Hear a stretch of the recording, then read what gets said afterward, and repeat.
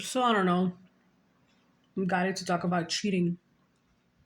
When a husband cheats on his wife, he's very insecure about himself. He has a big ego.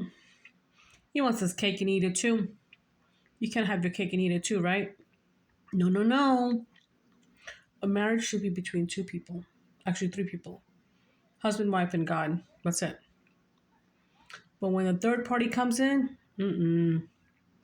that marriage energetically breaks. Even if they're living together and still, having sex, but one of them are cheating, energetically they will stop having sex with one another, and because they're getting it from somewhere else, obviously. But energetically, internally, physically, mentally, emotionally, that bond breaks. The minute that person sleeps with somebody else, that bond breaks.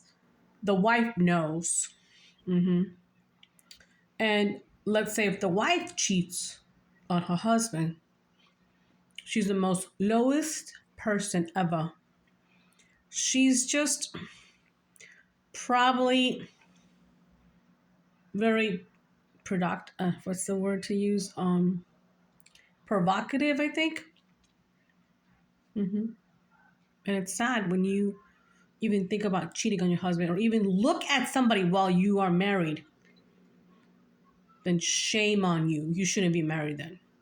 Because marriage is between two people, right? And marriage should be lifelong. It should not be temporary, right? When you marry somebody, you know that you want to be with them for the rest of your life. But people take marriage as a joke. It's not like back in the day when you're together with your husband and wife and something happens and something breaks, right? Or you don't throw it out, you make it work, right? You fix it, you work on it. And your marriage don't have to be broken for you to work on it. You should work on your marriage every single day. You know, that's how all these marriages in the past lasted for 65 years, 67 years. I mean, my parents were married for 57 years. 57 years, guys. It's a long time. And did they have a nice marriage? Yeah, they did. I mean, they had their ups and downs, but they always looked at one another as in, that's my wife, that's my husband.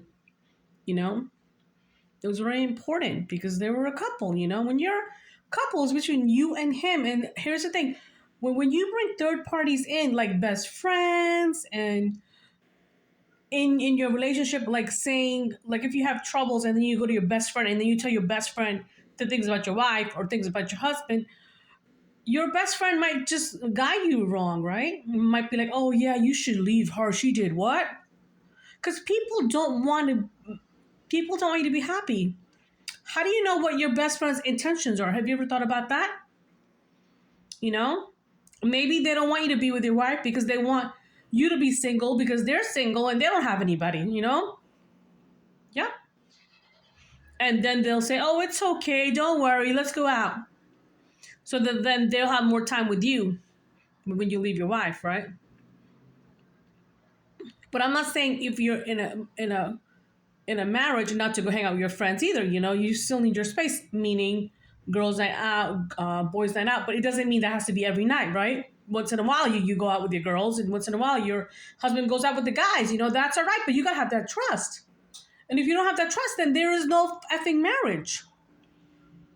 So I don't know why I was guided to say this out tonight, but once your significant other cheats on you, that bond breaks. You cannot fix. I don't care what anybody says.